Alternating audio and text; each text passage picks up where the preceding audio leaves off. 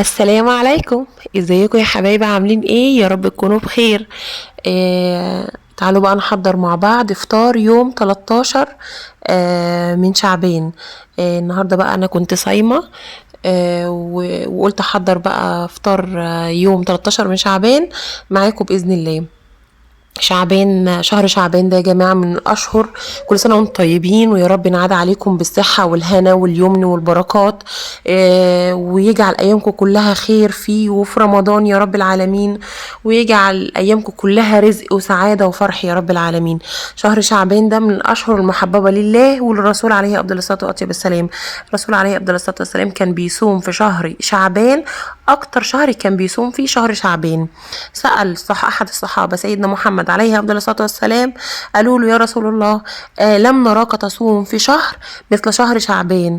قال: ان الشهر دوت، يعني قال شهر شعبان ده تخفل فيه الناس بين رجب ورمضان، لأن ده بين رجب ورمضان، وهو شهر ترفع فيه الأعمال إلى رب العالمين، وأحب أن يرفع عملي وأنا صائم. يعني شوفي بقى لما عملك يرفع كده لله وانت صايمة كده. حاولوا ان انتوا تعملوا في الشهر ده كل حاجة حلوة تقدروا عليها، أي حاجة تقدروا تعملوها حلوة ولو بسيطة. جبر خاطر، إطعام، كلمة حلوة، زيارة، صلة رحم.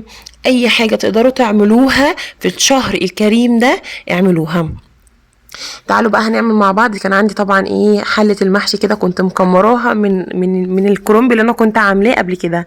فطبعا عملت شوربه بقى بالفراخ، نص فرخه تانية اللي انا كنت بقول لكم بهزر معاكم، بقول لكم ان انا عيناها قسمتها انا وواحده عند بتاع محل الفراخ. طبعا ما فيش الكلام ده، يعني اللهم لك الحمد.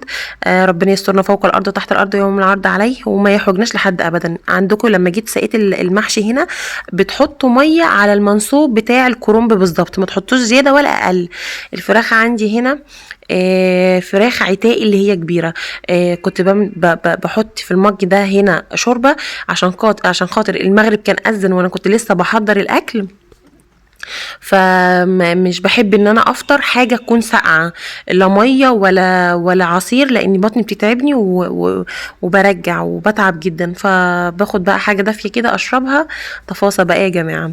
فالفراخ دي فراخ عتاقي، بتاخد وقت على النار، بس طعمها فظيع. يعني من الفراخ اللي هي البلدي العتاقي اغلى من الفراخ البلدي الحمراء، حاجات بسيطه 5 جنيه، بس طعمها فظيع جدا. ما بتعملش صينيه ولا تتشوي ولا اي حاجه، بتتسلق وتتحمر وبس. شكرا على كده. عندي بقى شوربه لسان عصفور، جبتها حمرتها كده.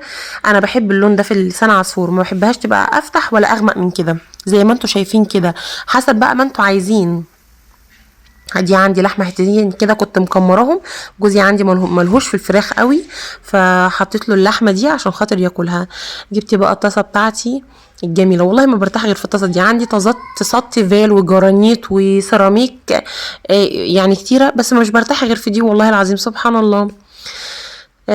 فبعد الاكل بقى خلاص خلص، طعمه فظيع. اكلنا العشاء لان الفراخ اخدت وقت على النار. انا بحب لما اعمل الفراخ كده اسلقها واحمرها، ارش عليها شويه فلفل اسمر كده زي ما انتم شايفين، وشويه ملح بيبقوا فظاع. شايفين لون لسان العصفور؟ لونه فظيع. يعني اللهم لك الحمد، ربنا يديمها علينا النعمه يا رب، يوسع رزق العباد كلهم يا رب العالمين. ده المحشي بقى اللي ملفوف لفه جاتوهات زي ما بيقولوا كده. انا افضل واحده واللهم لك الحمد تعمل محشي يا جماعه. معلش بقى للامهات والجدات، بس انا افضل واحده بفضل الله اعمل المحشي. كل سنة وانتم طيبين، يا رب يجعله شهر كله خير عليكم، ويبلغنا رمضان يا رب العالمين على خير.